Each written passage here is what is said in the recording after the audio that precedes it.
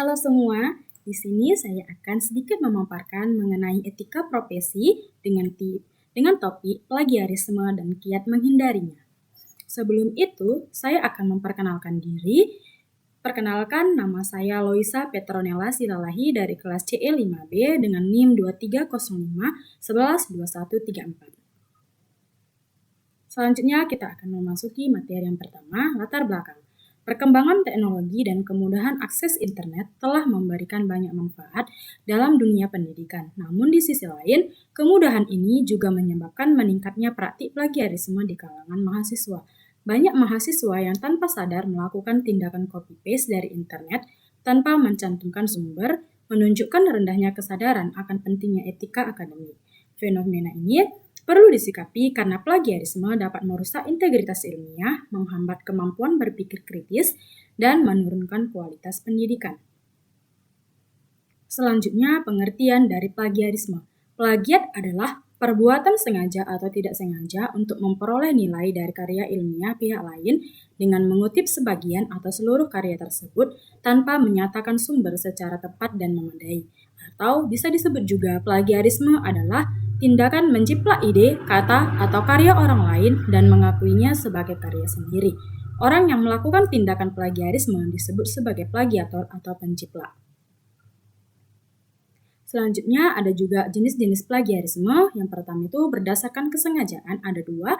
Yang pertama, plagiarisme sengaja adalah plagiarisme yang secara sadar melakukan tindakan dengan menggunakan, meminjam, menjiplak karya orang lain baik berupa ide, gagasan, kalimat, dan teori tanpa mencantumkan sumber referensi. Dan yang kedua, plagiarisme tidak sengaja. Plagiarisme tidak sengaja adalah plagiarisme yang dilakukan oleh seseorang karena ketidaksengajaan, yaitu kurangnya pengetahuan pemahaman orang tersebut dalam mengutip. Yang kedua ada berdasarkan pola, di mana yang pertama itu plagiarisme total, yaitu tindakan plagiarisme yang dilakukan seorang penulis dengan cara menjiplak atau mencuri hasil karya orang lain seluruhnya dan mengklaim sebagai karyanya. Dan yang kedua, plagiarisme parsial, yaitu tindakan plagiarisme yang dilakukan seseorang penulis dengan cara menjiplak sebagian hasil karya orang lain untuk menjadi hasil karyanya sendiri. Dan yang terakhir, berdasarkan aspek yang dicuri, ada dua. Yang pertama, plagiarisme ide. Tipe plagiarisme ini relatif sulit dibuktikan karena ide atau gagasan bersifat abstrak dan kemungkinan memiliki persamaan dengan ide orang lain. Yang kedua, plagiarisme sumber. Jika sumber kutipan itu merujuk seseorang sebagai penulis yang terkait dengan kutipan, maka nama penulis tersebut harus turut serta disebut. Selain dari jenis-jenis plagiarisme, ada juga faktor penyebab dari plagiarisme. Yang pertama itu, keterbatasan waktu untuk menyelesaikan sebuah karya ilmiah. Yang kedua, malas membaca dan melakukan analisis atau sintesis terhadap sumber referensi yang dimiliki.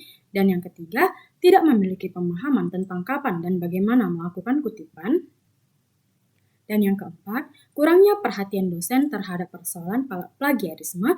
Yang kelima, pandangan plagiator atas plagiarisme yang tidak menganggap tindakan plagiarisme sebagai bentuk kejahatan. Dan yang terakhir, kemajuan teknologi informasi dan komunikasi yang memberikan pilihan yang menggiurkan untuk memperoleh bahan tulisan dengan cepat dan mudah. Selain dari jenis-jenis dan faktor plagiarisme, ada juga dampak dan sanksi plagiarisme. Dampak plagiarisme di mana plagiarisme dapat merusak reputasi individu dan institusi serta menghilangkan kepercayaan publik dan menurunkan nilai orisinalitas karya ilmiah. Dan juga ada sanksi plagiarisme yang berupa teguran, peringatan tertulis, dan pembatalan nilai. Dan yang terakhir, langkah-langkah menghindari plagiarisme. Yang pertama, gunakan kutipan yang benar. Yang kedua, latih kemampuan parafrase. Yang ketiga, gunakan alat deteksi plagiarisme seperti Turnitin. Dan yang keempat, kembangkan kemampuan menulis akademik dan berpikir kritis. Nah, itu dia sedikit pemaparan mengenai plagiarisme dan kiat menghindarinya. Jika ada kesalahan dalam kata-kata saya minta maaf. Sekian dan terima kasih.